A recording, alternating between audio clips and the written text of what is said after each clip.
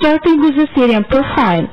The Russian reconnaissance aircraft was brought down by a Syrian missile over the Mediterranean, killing all 15 people on board, according to what the Russian Defense Ministry said on Tuesday.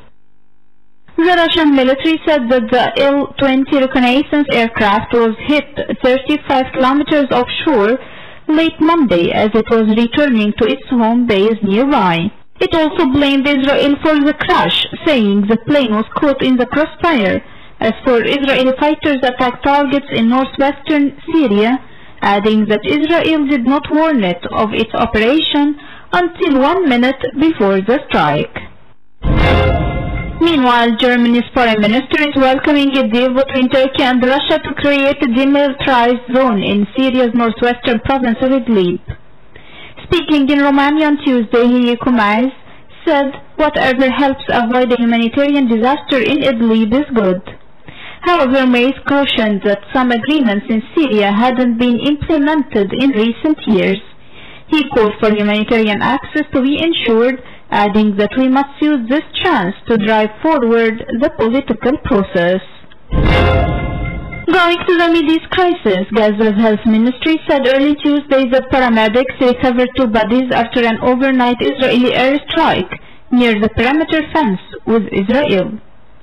On Monday, thousands gathered on Gaza's Mediterranean beach near the fence separating the territory from Israel. The Israeli army said an aircraft targeted Palestinians who approached the fence and placed what the military said was a suspicious object.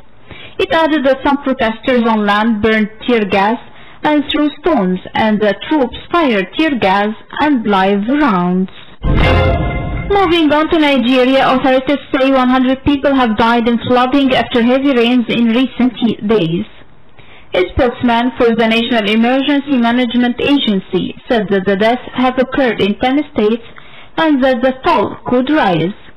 Moreover, the Nigeria Hydrological Service Agency and the Nigerian Meteorological Agency said rising water levels will be higher than those recorded in 2012, when flooding killed 363 people and displaced over 2.1 million.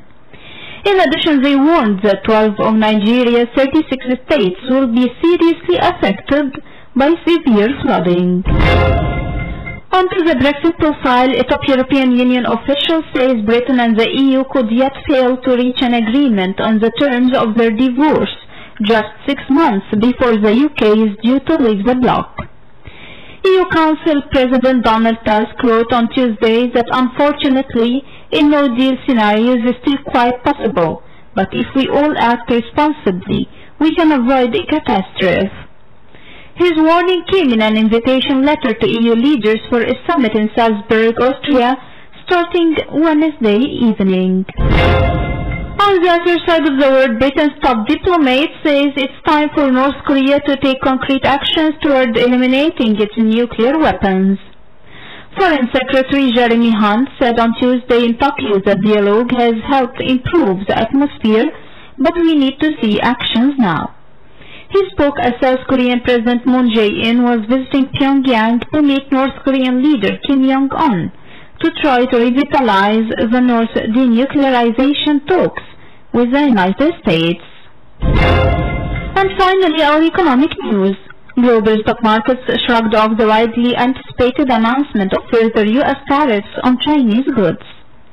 Following big gains in Asia, the rebound stalled in Europe. France CAC 40 added 0.2% to 5,361, while the DAX in Germany rose 0.2% to 12,119. Britain's FTSE 100 was steady at 7,303. Wall Street was set for modest gains at the open too, with the futures and the S&P 500 up 0.2%. In Asia, Japan's Nikkei 225 jumped 1.4% to 23,420.54, while the Shanghai Composite Index rebounded 1.8% to 2,699.95.